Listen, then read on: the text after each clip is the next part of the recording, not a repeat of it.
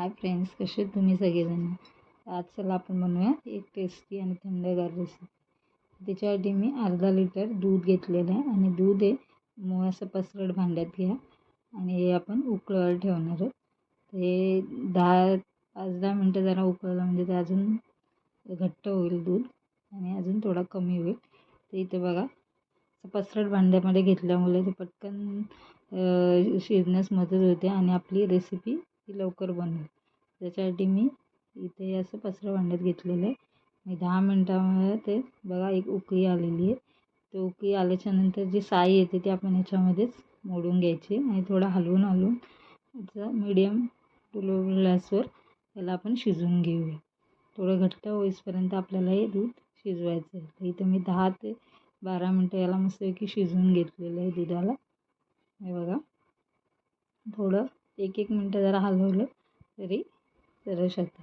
याच्यामध्ये आता आपण साखर टाकणार आहेत. तुम्हाला जेवढी तुमच्या आवडीनुसार पाहिजे तेवढी साखर तुम्ही टाकू शकता. तर इथे मी 2 ते 2.5 चमचे साखर टाकलेली आहे आणि ही साखर आपण परत हलवून विरघळून घेणार आहे. आणि इथे मी एक वाटीमध्ये दूध तयार केलं. त्याच्यामध्ये 2-3 चमचे दूध, 1 चमचा कोको पावडर आणि अर्धा ते 1 चमचा कॉर्नफ्लॉवर आणि 2 चमचे मिल्क पावडर हे सर्व मिश्रण आपण मिक्स करून घेणार आहे. परत सांगते मी 2 चमचे दूध, त्याच्यामध्ये 1 चमचा कोको पावडर, 1 चमचा कॉर्नफ्लॉवर आणि 2 चमचे मिल्क पावडर घेतले आणि ते मिश्रण आपण वाटीमध्ये सर्व मिक्स करून घेणार आहोत. तर इथे आपण चॉकलेट आईस्क्रीम बनवणार आहोत ते घरगुती. त्याच्यासाठी मी कोको पावडर याच्यामध्ये ॲड केलेली आहे आणि हे सर्व मिश्रण आपण चांगलं मिक्स करून त्या दुधामध्ये आपण इथे ॲड करणार आहोत. तर बघा हे मिश्रण आपण त्याच्या गुठल्या काढायच्या आणि चांगलं याच्यामध्ये मिक्स करून घेऊया. त्याच्यासाठी थोडंसं दुधात आपण हे गरम करून घेऊ.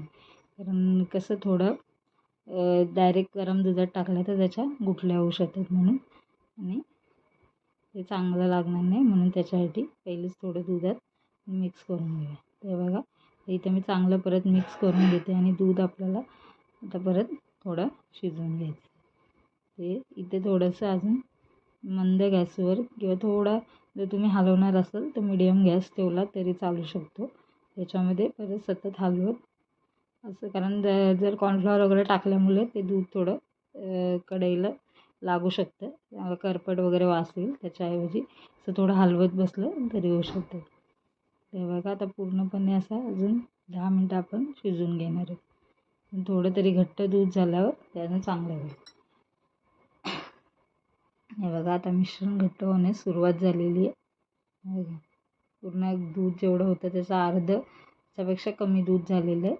इथे जर आपल्याला 20 ते 25 मिनटं नक्की लागतात. त्याच्यासाठी थोडं पेशन्सनीच हे करायचं असतं आणि एकदा रेडी झाल्यावर खाल्ल्यावर आपल्याला असं वाटतं की आपण खरंच बाहेरून आणण्यापेक्षा मस्त झालं. इथे मी अजून थोडं 2-3 मिनटं याला घट्ट करून घेणार आहे. कारण आता गरमीचे दिवस आहेत, ते लगेच पिघळायला नको म्हणून आपण असं थोडंसं घट्ट मिश्रण झालं की ठेवून देऊ. हे बघा आता मस्त घट्ट व्हायला सुरुवात झाली. या वेळेला जर तुम्ही थोडा गॅस थोडा फास्ट करून जरी घट्ट केलं तरी चालेल. फक्त एवढं करा की हलवत राहा. हलवून त्याला घट्टपणा येतो. तर आता इथे मस्त घट्ट झालेलं आहे.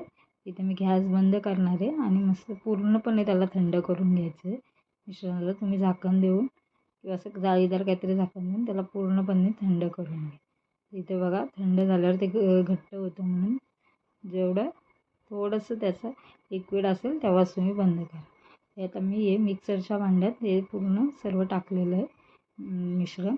त्याच्यामध्ये 2 चमचे मी माझ्या घरातलीच साय टाकलेली आहे. जर तुमच्याकडे नसेल तर फ्रेश क्रीम वगैरे टाकायला आणि नाही टाकली तरी चालेल, तेवढंच टेस्टी होईल.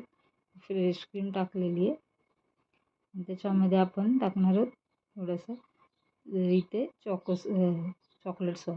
जर असेल तर टाका, नाही टाकलं तरी होईल. तुम्ही पाहिजे तर एखादी डेअरी मिल्क असेल त्याची वगैरे ती पण याच्यामध्ये टाकली तर चांगली होईल. किंवा जर कोणतं चॉकलेट असेल तुमच्याकडं जे चॉकलेट्स आहे तर ते टाकलं तरी होऊन जाईल. आणि आपण मिक्सरमध्ये 1-2 फिरवून घेणार. तर बघा मस्तपैकी असं क्रीमी आपलं मिक्सर रेडी झालेलं आहे. तुम्ही हा चॉकलेट आईस्क्रीम बाहेरून आणण्यापेक्षा आपल्या घरातच किती मस्त टेस्टी होईल. ते मी इथे छोट्या छोट्या कपमध्ये टाकून घेणार आहे. तुमच्याकडे कप वगैरे काय नसेल तर एक ग्लास घ्या आणि त्या ग्लासमध्ये टाकून त्याच्यावर फॉईल पेपर किंवा सरळ झाकण देऊन मस्तपैकी असं फ्रीझरमध्ये त्याला ठेवू शकता. तर इथे मी सगळं मिश्रण याच्यामध्ये टाकलेलं आहे आणि बाकीचं राहिलेलं मी छोटा मडका माझ्याकडे होता त्याच्यामध्ये मी टाकलेलं आहे. इथे वरून आपण फॉईल पेपर लावून घेणार आहोत छोटे छोटे, कारण त्याच्यात आईस क्रिस्टल वगैरे नको व्हायला, बर्फ त्याच्यामध्ये पडायला नको म्हणून. तर इथे वरून असं छोटा हे लावून घ्या आणि वरून जर तुमच्याकडे असेल तर आईस्क्रीम स्टिक लावा, नसेल तर नाही लावले तरी चालेल. तसंच करून आपण चमचा किंवा चमचा पण असेल तर छोटे चमचे असतील चमचे पण लावू शकते तुम्ही. तर इथे माझ्याकडे आईस्क्रीम स्टिक होत्या म्हणून मी हे सगळ्यांना आईस्क्रीम स्टिक थोडं लावून घेतलेलं आहे सगळ्यांना. हे बघा थोडे थोडे असे कट करून याच्यामध्ये आईस्क्रीम स्टिक तुम्ही लावून घ्या. ही रेसिपी आवडली नक्की लाईक सबस्क्राईब आणि शेअर करायला विसरू नका. जास्त साहित्य पण नाही, घरचंच साहित्य आहे आपलं आणि आपण बाहेरून आईस्क्रीम आणायला गेलो तर खूपच महाग पडतं. त्याच्यामुळे मुलांना आता सुट्टी आहे, त्या मुलांना सुट्टीमध्ये असं काय काय वेगळं खाण्याला लागतेच. त्याच्यापेक्षा असेच घरी आपण बनवून त्यांना खायला देऊ शकतो. ते आता हे सर्व झालं आहे ते मी आता फ्रीजमध्ये ठेवलेले किंवा रात्रभर तुम्ही फ्रीझरमध्ये ठेवू शकता. ते बघा मस्त आपलं चॉकलेट आईस्क्रीम रेडी झालेलं आहे. तुम्ही याच्यावर चॉकलेट सॉस टाकूनसुद्धा खाऊ शकता. तर आता तुम्ही असंच पण खाऊ शकता किंवा थोडंसं ते डायरेक्ट फाडून असं कुल्फीसारखं पण खाऊ शकता आणि याच्यात पाहिजे तर थोडा चॉकलेट सॉस पण टाकू शकता. तर इथे मी बघा बाहेर ठेवलेलं तर लगेच मेल्ट झालं, कारण गरमी आहे त्याच्यामुळे ते मेल्ट झालेलं.